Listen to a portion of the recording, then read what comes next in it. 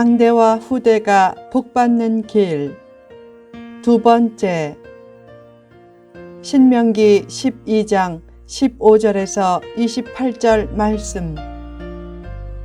전편에 이어서 계속됩니다. 3. 변화를 두려워하지 말라. 식용 고기를 마음대로 먹는 규례는 가나안 땅에 정착한 후 시행될 규례였다. 특히 하나님께서 택하신 성소가 먼 경우에는 각 성에서 식용 고기를 마음대로 먹을 수 있었다. 가나안 땅에 정착한 후 예루살렘 중앙 성소로부터 멀리 떨어져 거주하게 된 지파들이 식용 짐승을 잡을 때마다 매번 중앙 성소까지 가는 것은 불가능했기에 상황과 현실에 따라 규례의 변화가 어느 정도 용납된 것이다. 복음의 핵심 진리를 붙잡은 바탕에서 시대와 세월과 나이에 따라 변화가 있는 것을 두려워하지 말라. 너무 빨리 세태에 영합해 변하려고 하지는 말아야 하지만 변화 자체는 필요하다. 창조적인 변화를 선도하고 특히 자기 내면의 변화를 추구하라. 자기 변화도 없이 환경의 변화만 추구하면 좋은 결과를 낳지 못한다. 자기 변화를 외면한 채 저를 위해 기도해 주세요 라고 하면 그를 위해 기도해 줘도 별로 효과가 없다. 사도행전 8장을 보면 사마리아에서 빌립 집사가 전도할 때 표적이 많이 나타났다.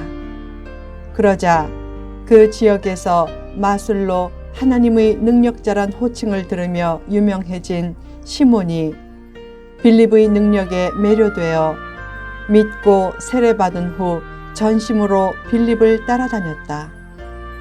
또한 많은 사람들이 전도된 소식을 듣고 예루살렘에서 파송된 베드로와 요한의 안수를 통해서도 사마리아 성도들이 성령을 받자 시몬은 돈으로 그 권능을 사려고 했다.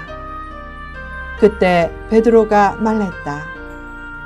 내가 하나님의 선물을 돈 주고 살 줄로 생각했으니 내 은과 내가 함께 망하게 되리라. 내 악함을 회개하고 기도하라. 그때 시몬이 회개하지는 않고 대답했다. 저를 위해 기도해 주셔서 말한 것이 하나도 제게 임하지 않게 하소서. 그처럼 진실한 회개도 없이 저를 위해 기도해 주세요 라고 하면 응답을 얻기 힘들다. 진실한 회개로 자기 변화를 이루고 세상의 변화를 두려워하지 않아야 창조적인 변화를 선도하며 변화와 응답의 주인공이 될 수 있다. 얼마 전에 두 대학생이 통일하면 우리가 너무 희생하니까 우리 다음 세대에 통일되면 좋겠다 라고 했다. 그러나 비용이 들고 희생을 해서라도 언젠가는 평화 통일을 이뤄내야 한다. 누가 희생해야 하는가? 그 희생을 후대에 맡기기보다 선대가 맡으려고 해야 한다. 선대의 희생으로 후대에게 더 좋은 누림의 길을 열어주면 얼마나 복된 일인가. 현재 희생의 씨 뿌림을 거절하는 것은 선택이지만 그 경우에 미래의 고독은 필수가 될 수 있다.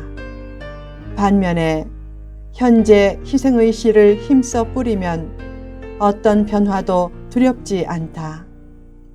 희생하는 마음과 도전 정신을 가지고 변화를 두려워하지 말라. 기득권에만 매달리지 말라. 주인의식을 가지는 것은 좋지만 주인의식이 소유욕으로 변질되지 않게 하라. 내려놓을 줄 모르고 자기가 원하는 대로 하고 변화를 거절하면 언젠가는 다 잃게 될 수 있다.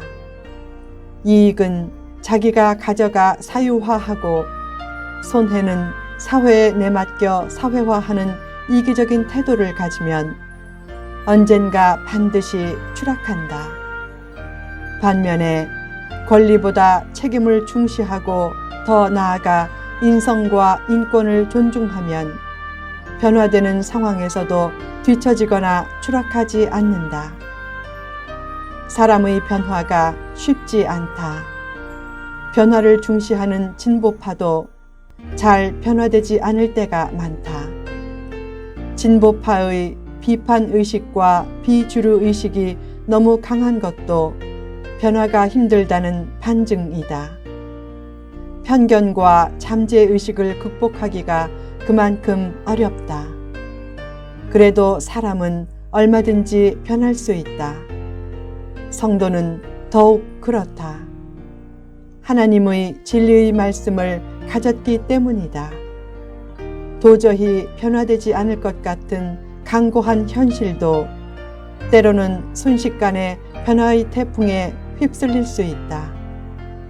변화를 두려워하지 말고 선한 변화를 먼저 추구하고 선도해야 축복 대열에서 뒤처지지 않는다.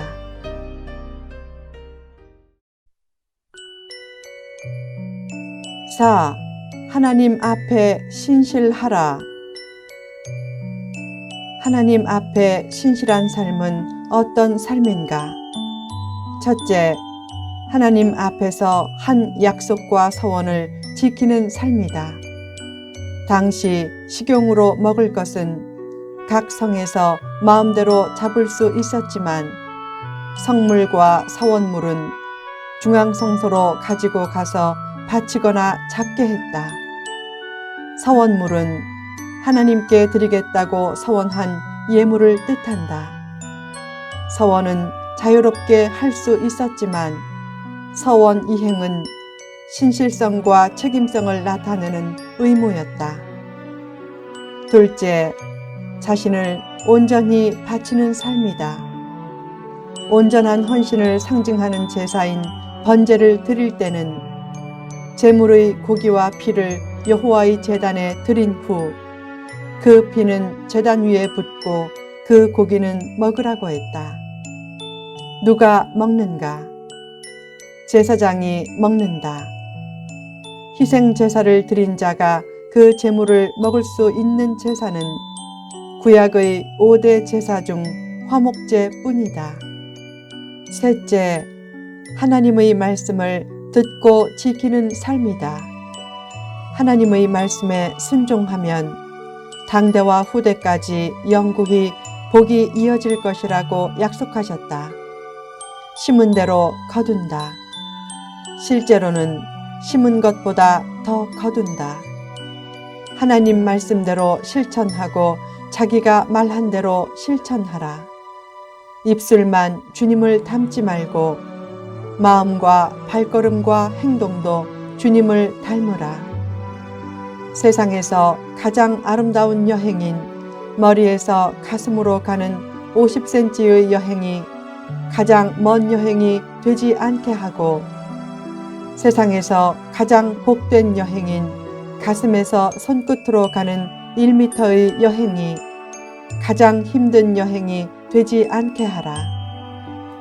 혀끝에서 끝나는 삶이 아닌 가슴을 통해 손끝으로 이어지는 삶을 추구하라. 하나님의 뜻을 실천하는 손끝과 하나님의 길을 따르는 발끝으로 나타내는 신실함이 있으면 복된 길이 지속적으로 펼쳐질 것이다. 두 마음을 품지 말라. 하나님은 두 마음을 품지 않아야 기뻐하신다. 하나님과 세상 사이에서 하나님을 선택하는 것도 중요하지만 하나님과 복 사이에서 하나님을 선택하는 것도 중요하다. 하나님에 대한 마음보다 복에 대한 생각이 앞서면 기복주의가 될 수 있다. 복에 집착하지 않고 먼저 하나님을 순수하게 선택해야 참된 복이 주어진다.